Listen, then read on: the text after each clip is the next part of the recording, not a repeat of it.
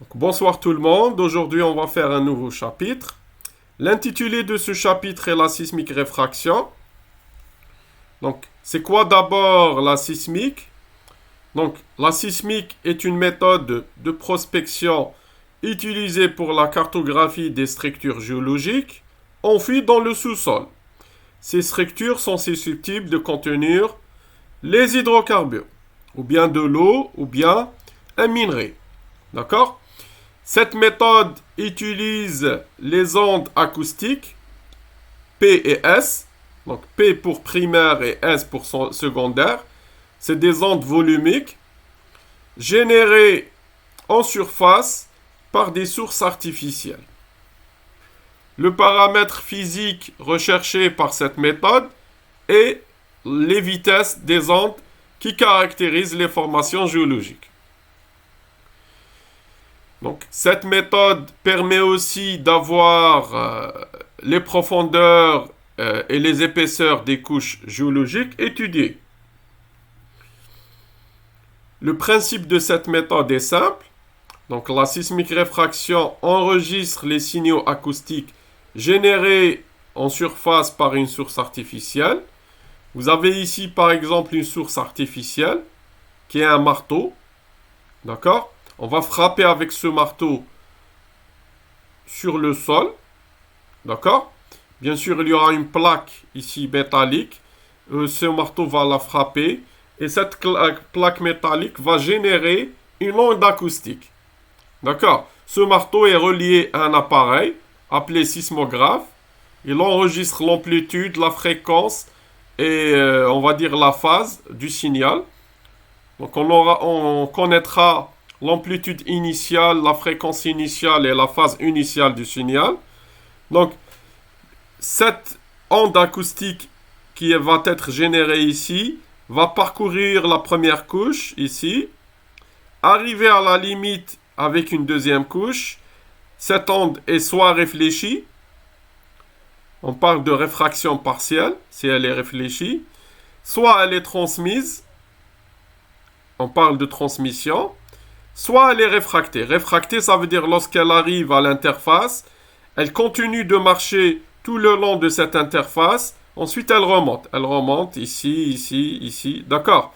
Donc ici, on appelle ça réfraction totale. D'accord? Donc, donc, le signal émis par la source traverse les différentes couches géologiques. Arrivé à une limite entre deux couches, montée interface, le signal est soit réfléchi, soit transmis, ou bien réfracté totalement sous certaines conditions. On va voir après les conditions de réfraction.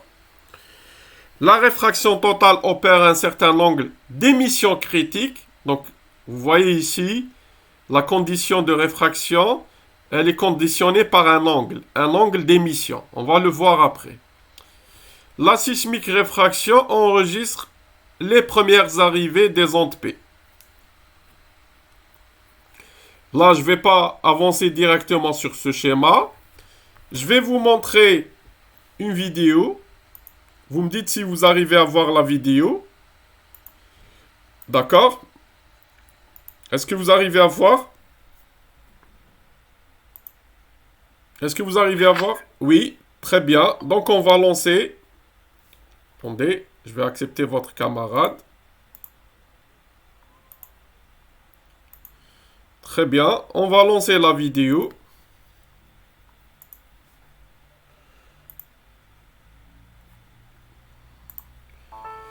Regardez ici, ça c'est les ondes P. Vous voyez, donc les ondes P, elles marchent de cette façon. Donc elles vont dans la direction de propagation. Donc les ondes P se propagent avec la direction de propagation. D'accord? Vous voyez, donc ça c'est les ondes P. Elles se propagent de cette manière. Donc c'est des ondes longitudinales. D'accord? On peut les enregistrer à travers un sismographe. Donc les ondes sismiques sont enregistrées par les instruments appelés sismographes. Donc je vais enlever les sous-titres. Donc, d'accord. Les ondes P oscillent horizontales à l'horizontale, ici. D'accord. Il y a aussi les ondes S. Les ondes S, vous voyez, donc, elles font des dégâts. D'accord. C'est des ondes de cisaillement. On les appelle aussi ondes secondaires. D'accord. S pour cisaillement, S pour secondaire, ou on peut les appeler ondes transversales ou de cisaillement. Elles se déplacent transversalement par rapport au déplacement. Donc, vous avez la direction de propagation. Elles sont perpendiculaires à la direction de propagation. Donc, elles ont un contenu fréquentiel important et une amplitude importante. Là, c'est les ondes de surface. Là, lorsqu'on a un séisme, d'accord, là, on n'est pas en sismologie, mais cette vidéo, elle exprime aussi les ondes de surface. Les ondes de surface, elles marchent, on va dire, juste en surface. Regardez. Donc ça, c'est les ondes de Love. D'accord. Donc ça, c'est les ondes de Love. Vous voyez, donc la base ne bouge pas. D'accord. La base ne bouge pas, mais il y a une vibration latérale. Elle est perpendiculaire à la direction de propagation. Et ça, c'est les ondes de Rayleigh. Les ondes de Rayleigh, vous voyez, donc c'est comme des vagues. D'accord. Mais elles sont juste en surface. La base ne bouge pas.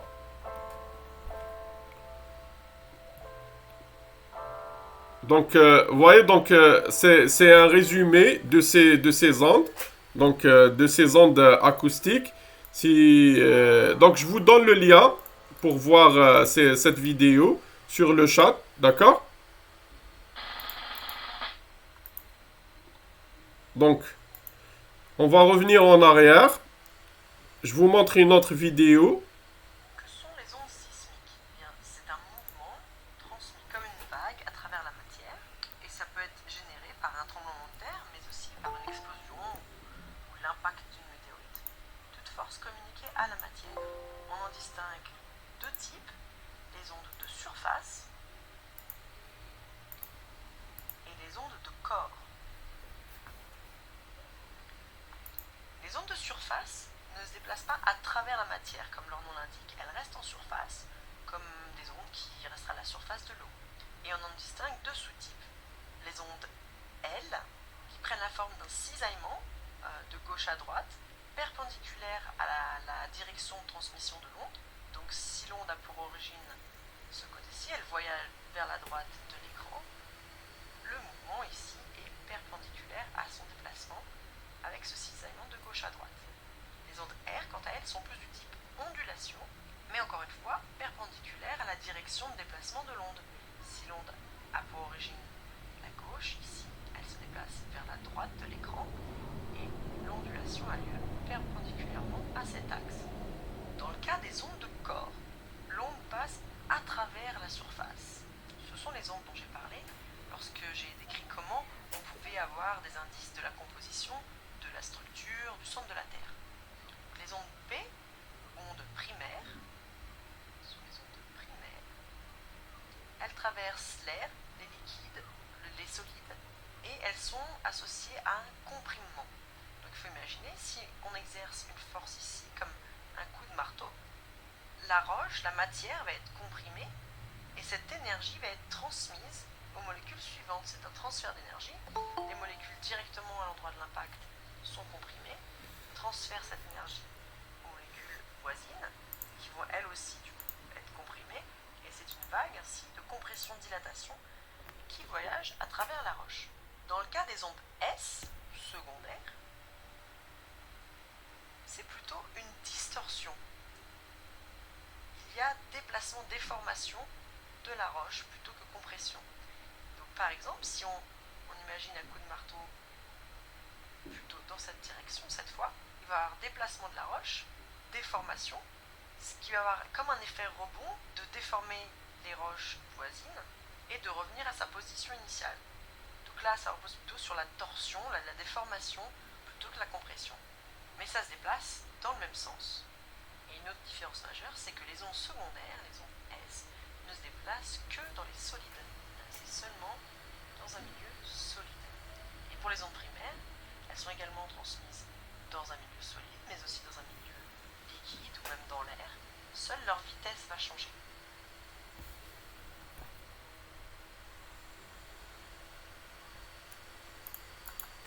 Donc, je vous copie aussi le lien de cette vidéo.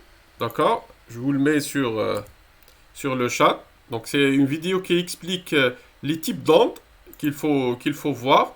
Donc, mais je vais vous expliquer rapidement ici. Je vais rajouter une diapositive. D'accord? Et je vais vous expliquer, pardon. Et je vais vous expliquer les types d'ondes. D'accord? Donc, ici, je vais faire insérer une matière, donc une couche. On va dire, là, on a une couche géologique. D'accord? On va faire le remplissage, on va dire blanc. On va mettre remplissage blanc. D'accord? Donc, vous avez ici une couche. Et cette couche, elle est formée de grains. D'accord? Des particules comme ça. D'accord? Je peux rajouter plusieurs.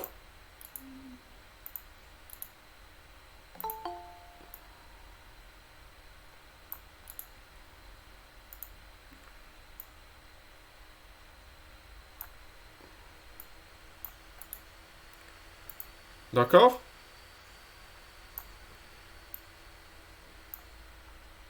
Je vais rajouter une.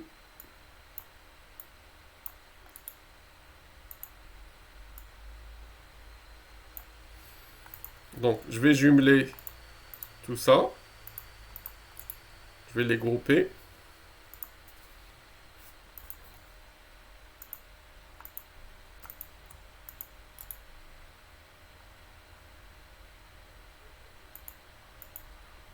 J'arrive pas à grouper le... Bon, c'est pas grave, d'accord? Donc, vous voyez, donc vous aurez une succession de particules. On va les mettre ici, pardon.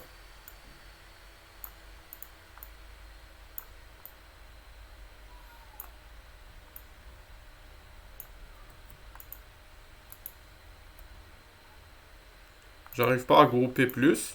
C'est pas grave.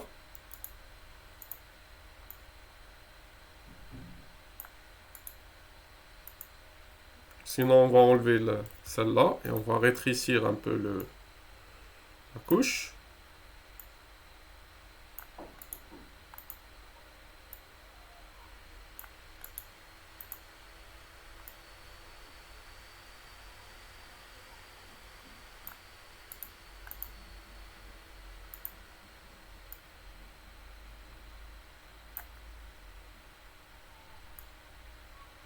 Donc, je m'excuse, je vais faire ça rapidement. D'accord?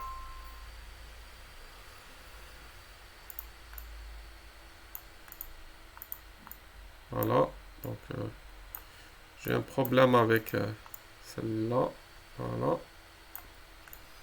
On va pas rajouter beaucoup. Donc, je pense que ça suffit. Donc, 3, 3. Il manque une. On va rajouter une. D'accord? Très bien. Donc, on va dire que ça, c'est une couche. Elle est constituée de particules. D'accord? Donc, tout ça, on va les mettre... pardon. On va les grouper. Très bien. Donc, ça, c'est une couche. Je vais prendre... pardon, j'aurais dû faire le... copier. Ici. On va les grouper.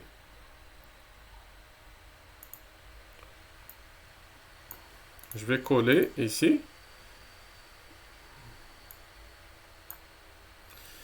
Regardez. Donc la couche au départ, c'était ça. Ensuite, si je fais une vibration ici, donc je vais dessiner un marteau. D'accord? Si on frappe ici par un marteau. Pardon.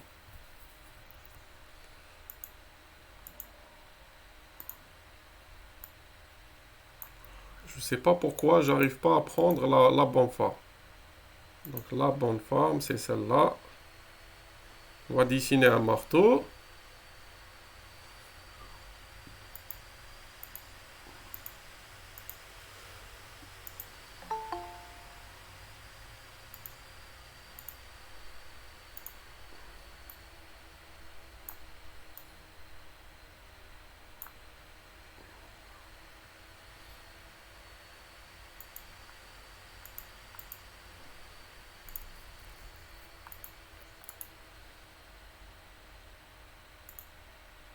Et on va faire rotation de ce marteau.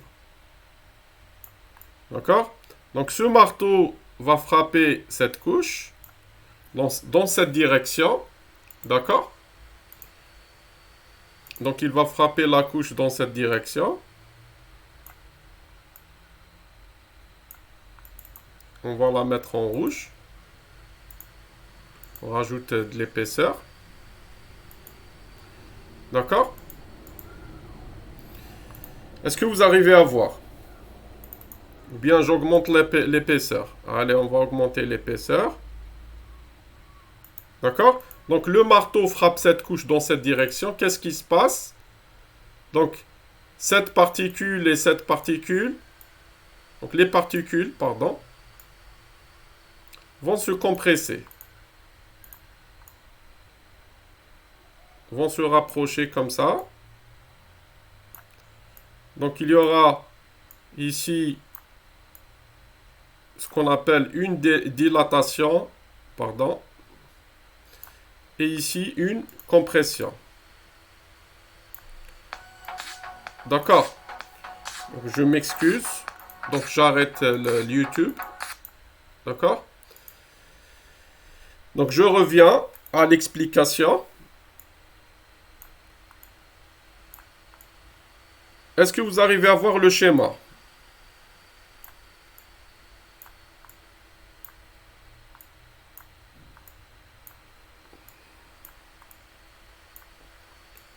Est-ce que c'est bon? Est-ce que le schéma est bon pour vous?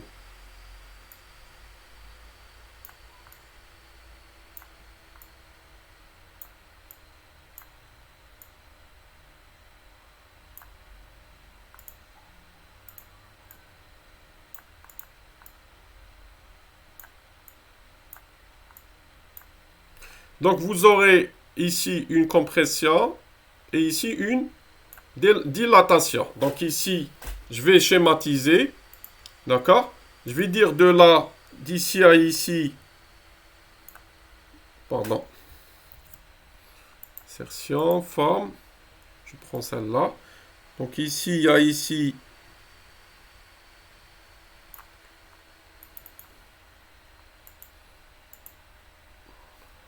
J'arrive pas à prendre la bonne forme. Donc ici, insertion, forme. Et je prends la flèche, cette flèche.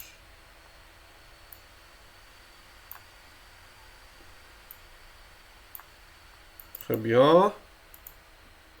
Je vais la prendre en rouge. J'augmente l'épaisseur. Donc ici, regardez, vous avez une compression. Ici, une compression. D'accord? Par contre, ici, vous avez une dilatation. D'accord? Je vais la mettre avec une autre couleur, la dilatation. D'accord? On va la mettre en bleu. Donc, je vais écrire ici. Donc, insertion. Donc, ici, je vais écrire compression.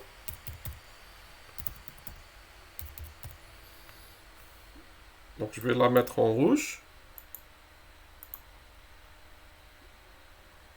En gras. Donc, ici, vous avez une compression. Bon, on va la mettre en noir pour qu'elle apparaisse, parce que là, l'écriture sur ce fond n'apparaît pas bien. Et ici, pardon, vous avez une compression.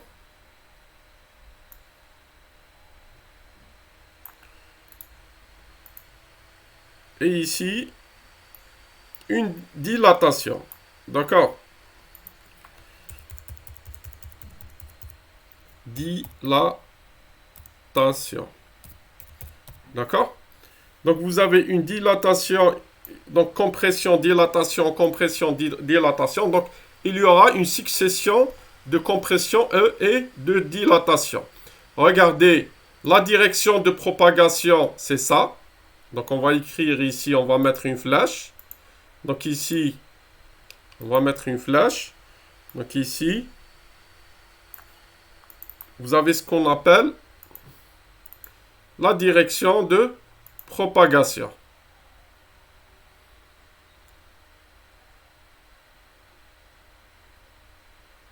On va écrire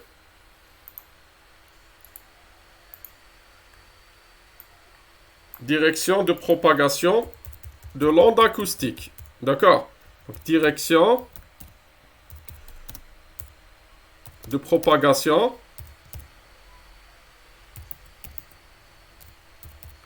de l'onde. De l'onde P. Ça, c'est ce qu'on appelle l'onde P. D'accord? Donc ici, on peut rajouter comme petit titre, ici,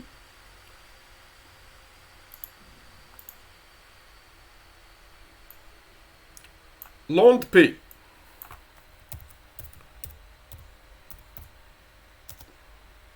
D'accord? Donc on est en train d'expliquer l'onde P. Très bien.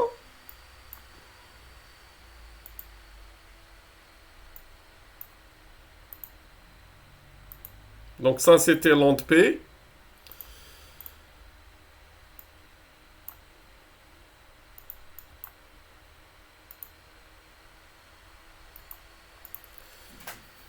L'onde P, justement, elle va, regardez, elle va faire une compression, une relaxation, une compression, une relaxation. Donc les particules vont dans ce sens, ensuite elles se relaxent et elles reviennent dans ce sens.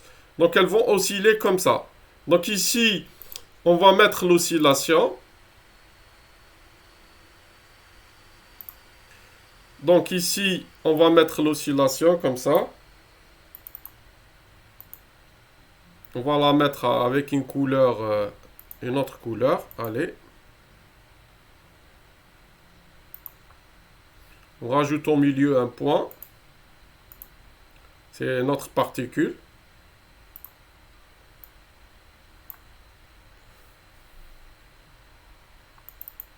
Pardon.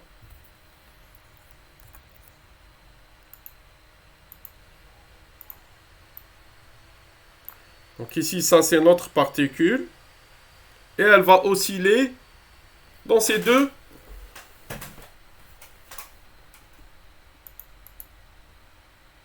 positions. Est-ce que vous avez compris? Est-ce que vous avez compris? Donc elle va osciller. Donc ici, on parle d'oscillation. D'accord? Donc je vais écrire ici oscillation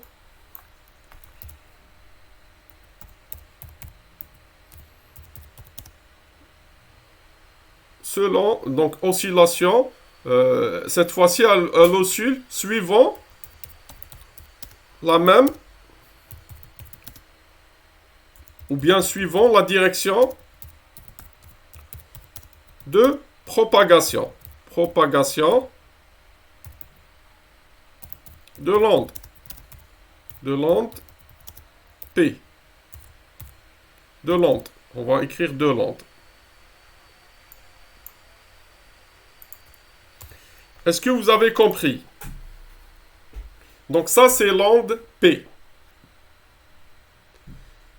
Donc l'onde S.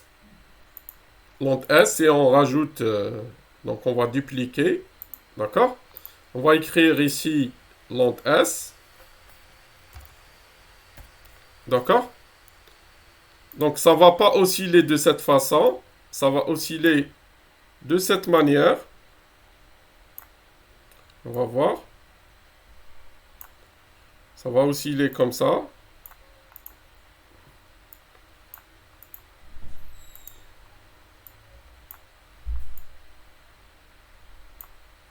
Ça va être perpendiculaire. Donc oscillation. Bon, on va la mettre ici. Un peu ici. Et on va écrire. Attendez, ici c'est mieux.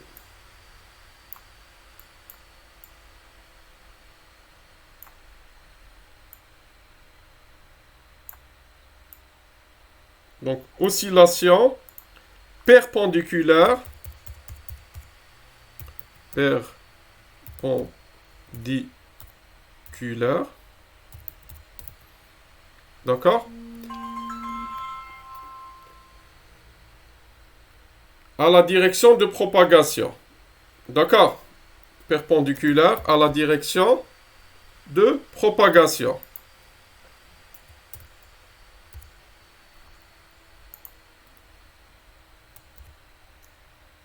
Propagation de l'onde, bien sûr. D'accord? Justement, donc ça va pas être ce schéma. Donc ça va être un schéma un peu plus... On va enlever ça.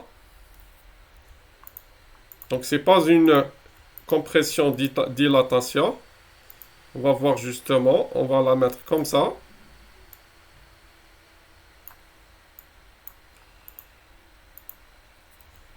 On va augmenter un peu ici le volume. D'accord? Justement, ça va être des vagues, comme ça. Attendez.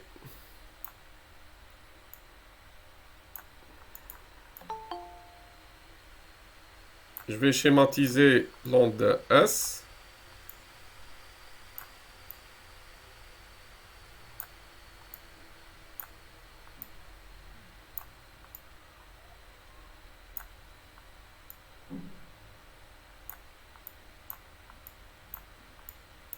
Pardon, donc je m'excuse, je dois bien schématiser votre onde. Est-ce que vous arrivez à voir? Donc ici, lorsque le marteau frappe, cette particule ne va pas osciller comme ça, mais elle va remonter. Donc ici, il n'y aura pas de compression-dilatation, il y aura ce qu'on appelle la houle. Donc ça va osciller perpendiculairement à la direction de propagation. Est-ce que vous avez compris? Est-ce que vous avez compris? Donc ça va faire une vague comme ça. Donc ça c'est l'onde S. Donc nous on va travailler avec ces deux ondes. On va pas travailler avec l'onde de Love et de Rayleigh, d'accord? Donc Love, elle vous fait, on va dire, on a vu tout à l'heure elle est perpendiculaire à la direction de propagation, mais dans le plan horizontal auxiliaire. Et Rayleigh, elle vous fait des tourbillons, des vagues, d'accord? Donc, on l'a vu aussi dans la vidéo. Donc, on revient à notre schéma, donc, pour la réfraction. Donc, condition de réfraction totale. Donc, justement, pour la condition de réfraction totale, il y a d'abord la loi de Snell-Descartes. Regardez. Vous avez ici une onde incidente, elle vient de la surface, avec un angle I, ici, d'accord? Arrivé à la limite entre les deux milieux, vous avez ici le milieu 1, qui a une densité D1, une vitesse des ondes P, Vp1, une vitesse des ondes S, Vs1, et vous avez une deuxième couche, un milieu 2, qui a une densité D2, une vitesse Vp2, d'accord, une vitesse des ondes P, Vp2, et une vitesse des ondes S, Vs2. Donc ici, lorsque l'onde arrive ici, soit elle est réfléchie, ce que vous voyez en noir, soit elle est transmise. D'accord? Donc, sur certaines conditions, d'accord? Donc, ici, on vous dit, la loi de Snell-Descartes, elle vous dit que sinus I sur VP1 est égal à sinus R'. Donc, ici, vous avez l'angle de l'onde réfléchie, on l'a appelé R, pardon. D'accord? On l'a appelé R1, pardon. Donc, R1, donc c'est l'angle de l'onde réfléchie. D'accord? Donc, ici, et R', on va voir R' après, R2', on va les voir après. Et R2 ici, c'est l'angle de l'onde transmise. D'accord? Par rapport à la normale, bien sûr. On calcule toujours par rapport à la normale. D'accord? Donc ici, vous avez les deux angles, les trois angles. Donc vous avez l'angle d'incidence, l'angle de réflexion et l'angle de transmission. D'accord? Donc ici, il faut savoir que la loi de Snell-Descartes, elle dit que sinus de l'angle de l'incidence sur la vitesse dans laquelle il est, d'accord? Le premier milieu, c'est VP1, d'accord? Est égal aussi au sinus de l'angle de réflexion sur la vitesse, on va dire, sur laquelle il est, le milieu qu'il est, d'accord? Donc, tout ça est égal à P. P est le paramètre de Ré, ou lenteur horizontale. Il est égal à 1 sur VA, et VA est la vitesse apparente. On vous dit que si le milieu est homogène et isotrope, donc ce I va être égal à ce R1. Donc ça va être le même angle. Donc bien sûr, à une condition que le milieu soit homogène et isotrope. D'accord? Donc généralement, on suppose que le milieu est homogène et isotrope et on travaille. Donc, on a une observation. Regardez. Si je vais augmenter I, donc si on augmente l'angle d'incidence I, donc je vais le mettre ici par exemple comme ça. Donc ça va être un I', comme ça. Donc, alors l'angle d'onde réfléchie, donc R1, va augmenter vers R1'. D'accord? Et l'angle de l'onde transmise R2 augmente vers R2'. Donc ce R2 va augmenter vers R2'. Parce que l'angle d'incidence, on l'a augmenté.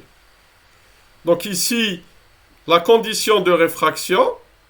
Donc si on continue d'augmenter l'angle d'incidence, I, alors R2 va atteindre une limite à 90 degrés. Donc R2 va arriver jusqu'à 90 degrés. 90 degrés, ça veut dire qu'il correspond à l'interface ou la limite entre les deux milieux.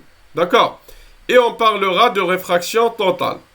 Donc on va noter, donc si je remplace ici R1 avec, on va dire, avec 90 degrés, sinus 90 degrés, c'est 1. D'accord? Donc R1' ici, pardon, sinus 90 degrés, c'est 1. Donc on notera sinus I1 sur VP1 est égal à 1 sur VP2. Et sinus IC VP1 sur VP2, donc IC, ça va être considéré comme l'angle critique. Donc IC est l'angle critique pour laquelle la réfraction totale est possible. Vous voyez bien que le sinus ne dépasse pas le 1. Donc le sinus est entre moins 1 et plus 1. Donc il ne dépasse pas jamais le 1. Donc il faut que VP2, donc la vitesse des ondes P dans le milieu 2, soit supérieure à la vitesse P dans le milieu 1. D'accord? Ici, on va rajouter cette condition. D'accord? Donc ici, on dit, on va écrire. Donc, pardon. Il faut que monsieur. Oui. كان واحد حب يدخل برك اكسبتي تاعي. Attendez. Très bien. Donc ici, il faut que VP2 soit supérieur à VP1 pour avoir une réfraction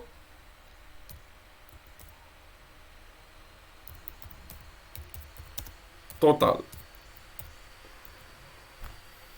Est-ce que vous avez compris? Pourquoi? Parce que le sinus, il est compris. Donc ici, on peut écrire. On peut écrire le sinus est compris. Donc sinus IC. On va écrire ici. D'accord? Donc sinus IC. Donc ici, je vais écrire IC.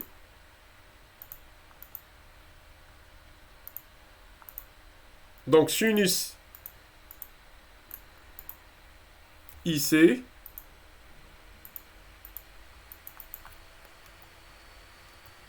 Je m'excuse.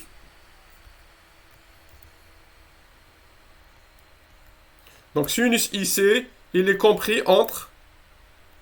Donc ici avec. J'enlève un espace. Donc, est-ce que vous avez compris?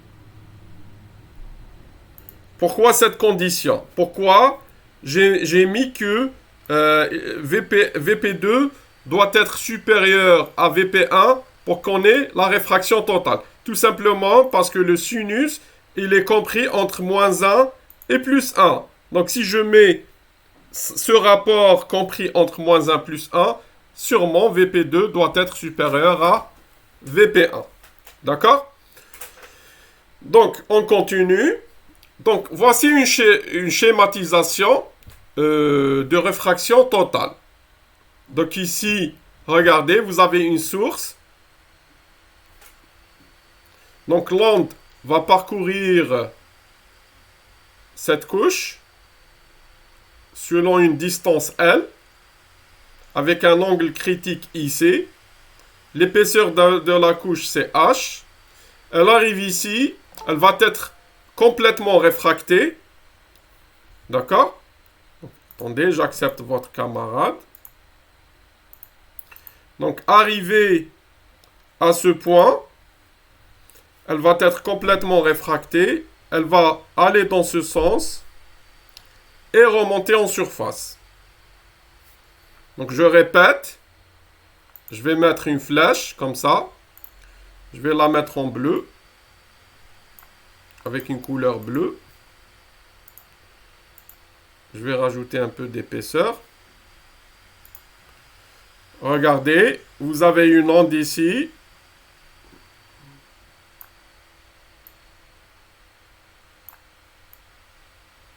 Elle va dans ce sens.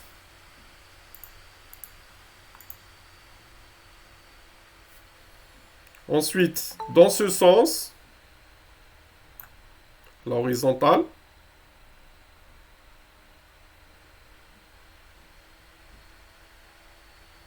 Je vais augmenter un peu.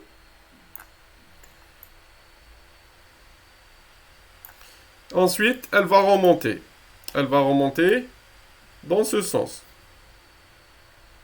Donc là, ce que je suis en train de faire, c'est la direction. Donc je vais augmenter, mettre plein écran, vous allez comprendre. Donc l'onde, elle va descendre de cette source vers ce point. Ensuite, de ce point vers ce point. Ensuite, de ce point vers ce point. Est-ce que vous avez compris? Est-ce qu'il y a des questions pour l'instant? Est-ce qu'il y a des questions? Est-ce qu'il y a des questions? Regardez, le temps de parcours de l'onde, je vais le noter T.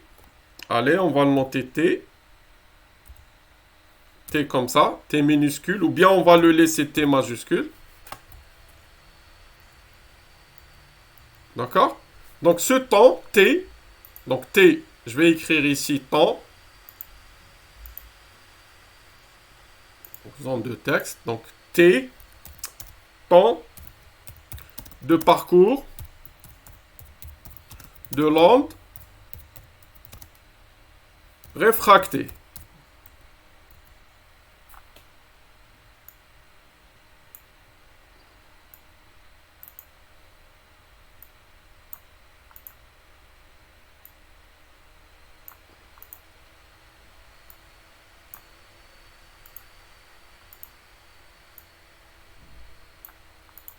Est-ce que vous avez compris? Donc, le temps, ici, de ce point à ce point, comment je vais le calculer? J'ai la vitesse de ce milieu, je vais la noter V1, d'accord? Donc ici, je vais noter la vitesse du milieu V1,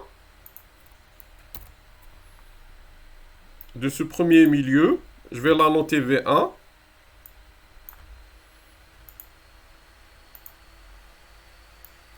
Pardon, j'ai presque fait une bourde.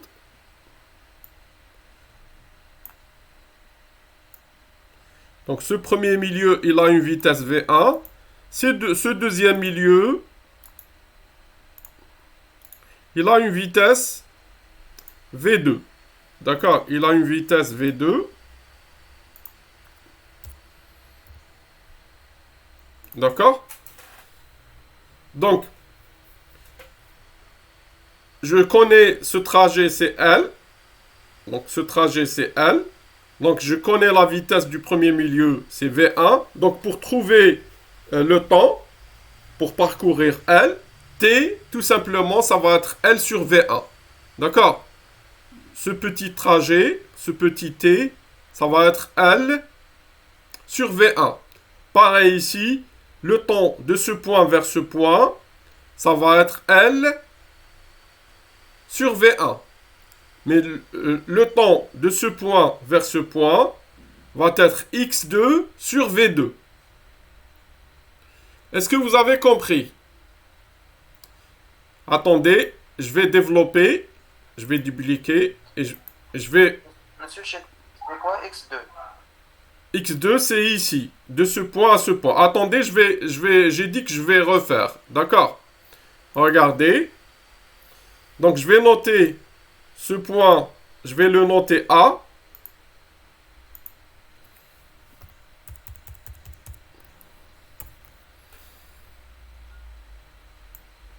D'accord? Ce point-là, je vais le noter A.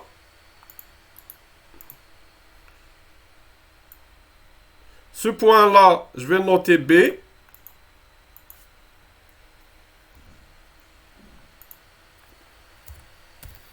D'accord?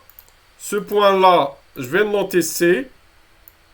Ici, je vais le noter C. Et ce point-là, je vais le noter... Pardon.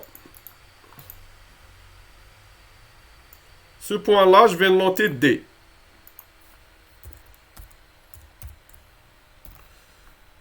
Est-ce que vous avez compris? Donc, le temps de parcours de l'onde, d'accord? Ça va être, on va le noter ici.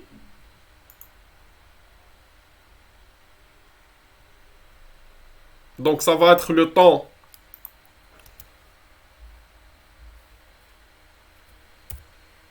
Donc, je m'excuse. Donc, ça va être 3 temps. D'accord? On va les mettre, les 3 temps. Donc, je vais éloigner ça un peu. Donc, ça va être T, T et T. Donc, le premier T, c'est TAC. D'accord? Le deuxième T, c'est TCD. D'accord? Et le dernier T, c'est le TDB. D'accord?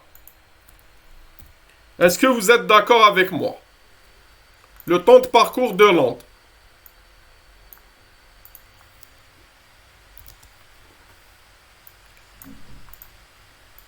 Est-ce que vous êtes d'accord?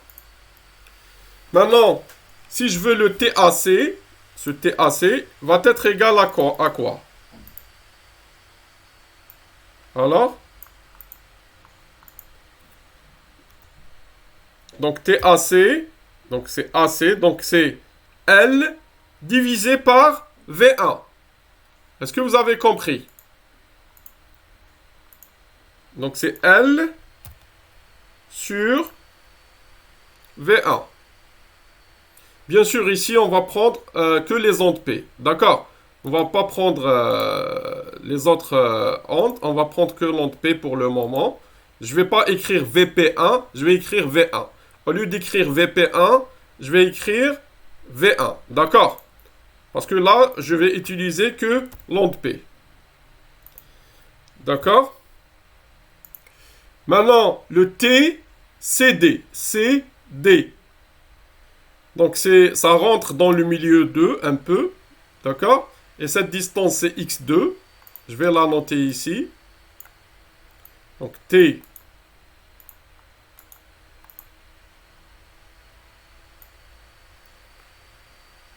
Je vais les mettre ici, c'est mieux, comme ça.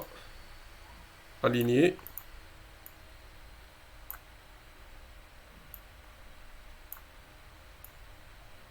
Donc, TCD va être égal à combien? Est-ce que vous pouvez me dire? C'est X2 sur V2. D'accord? Donc ici, je vais écrire, pardon, X2 sur V2. Monsieur, pourquoi la tonnage X2 sur V1? Parce que là, l'onde, elle va rentrer dans la deuxième couche. Mais elle marche en surface. Souvenez-vous, tout à l'heure, on a dit que, regardez sur le schéma, l'onde, elle était transmise ici. C'était d'abord R2. Ensuite, on a augmenté l'onde d'incidence, c'est devenu R2'. Et ça continue d'augmenter, jusqu'à arriver ici. Donc l'onde, elle était dans le milieu 2. Elle n'était pas dans le milieu 1. Est-ce que vous avez compris? Donc ça augmente de là vers 90 degrés. Très bien. Donc on revient ici. Donc X sur V2. Donc j'accepte votre camarade. Je m'excuse. Donc c'est déjà accepté. Très bien. Donc il reste le temps pour TDB. Alors, quelqu'un peut me dire? C'est égal à combien? Donc c'est cette distance. Alors? L sur V2. V1. L sur V1. C'est toujours L sur V1. Très bien. Donc ici, on va écrire L sur V1. Tout simplement.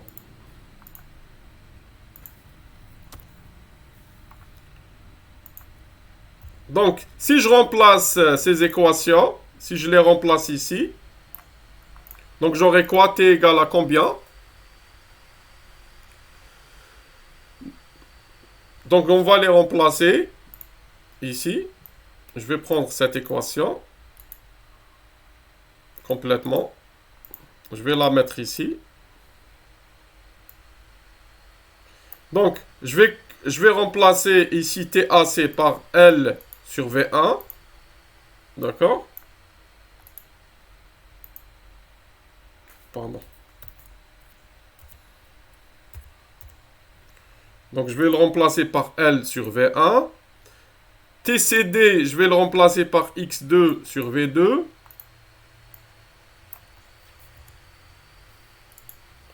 D'accord? Et TDB, je vais le remplacer par L sur V1.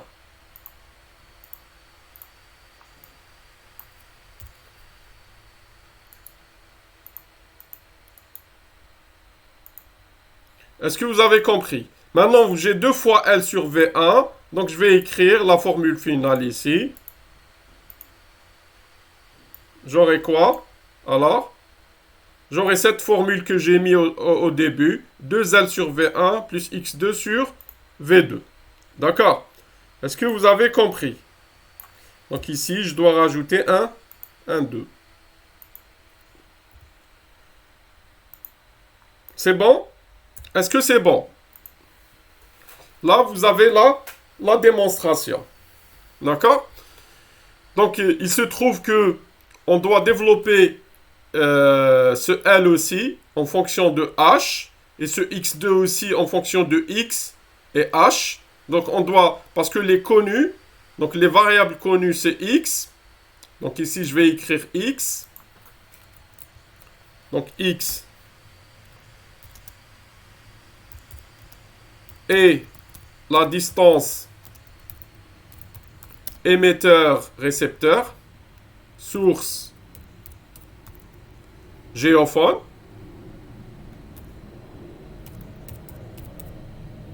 Donc, c'est la distance de la source vers le géophone. Donc, ici, vous avez la source et ici, vous avez le géophone. D'accord? Notez, on la note aussi. Notez offset. Donc, on peut la noter offset. D'accord? La 17 distance, on la note offset. Donc, en sismique, si on vous dit c'est quoi l'offset, c'est la distance entre la source et le récepteur et le géophone. D'accord? Donc ici, vous avez l'offset. Donc, l'offset, il est connu parce que c'est nous qui vont mettre le dispositif en surface. D'accord? H, on va l'en déduire après. D'accord? Donc, il suffit de trouver ce L, ce X2, en fonction de X et H. D'accord? Donc, ici, donc on va écrire, on va essayer de trouver, d'accord, le temps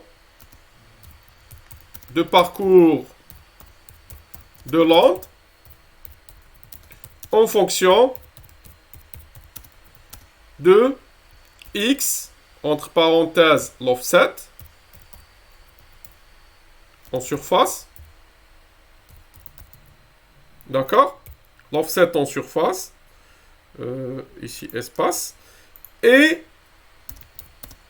H, l'épaisseur de la couche. Très bien. Donc, regardez ici. Donc, vous voyez, donc, à chaque fois, je vais enregistrer un signal. Il y a ce qu'on appelle l'onde directe et l'onde réfractée. La directe, je peux la schématiser ici. Donc, je vais prendre une autre couleur. Je vais agrandir un peu l'épaisseur ici.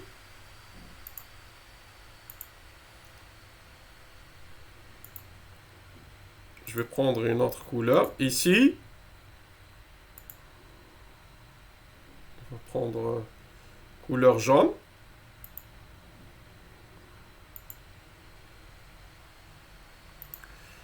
Donc ici, vous avez l'onde directe. Donc je vais écrire ici.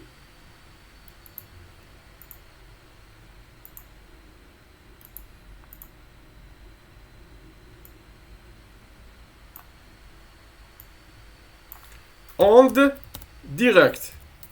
Directe, ça veut dire elle passe pas par la couche, d'accord?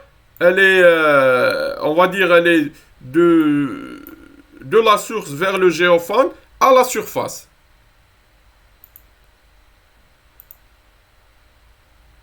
Est-ce que vous avez compris?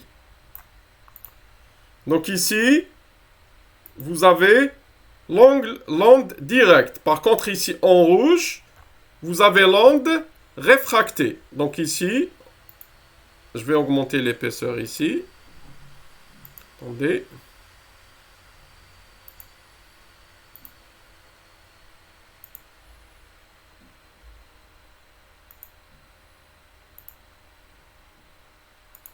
Comme ça, on verra mieux le schéma.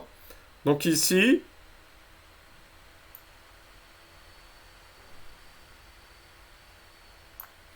on va écrire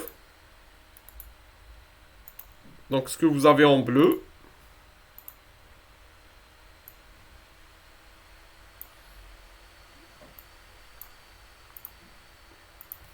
Donc, onde réfractée. Donc, je pense qu'on va arrêter ici. D'accord? Pour aujourd'hui. Donc, vous avez su voir ce que c'est une onde réfléchie, une onde réfractée. C'est pas mal de choses que vous avez vues aujourd'hui. Attendez, ici. C'est ici, dans l'accueil. Est-ce que vous avez compris? Regardez le schéma. Donc, vous avez ici... Bon, j'enlève le... Pardon. Le contour. Aucun son contour. D'accord? Donc, je répète.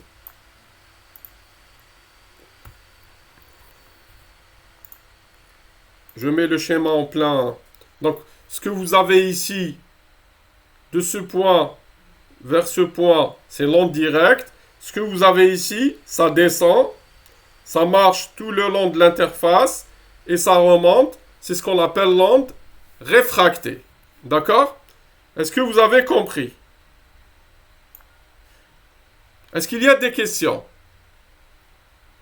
Donc ici, vous avez l'onde directe, elle est en rouge. Si on fait le schéma, le temps en fonction de x, l'offset. Donc vous avez en fonction de x, pardon, la distance. Vous avez l'onde directe. D'accord? Vous avez l'onde directe et l'onde réfractée en bleu. Si vous avez une anomalie ici, on la verra dans l'onde réfractée.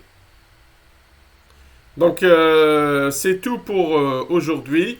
Et je vous donne rendez-vous à la prochaine séance. Merci. Monsieur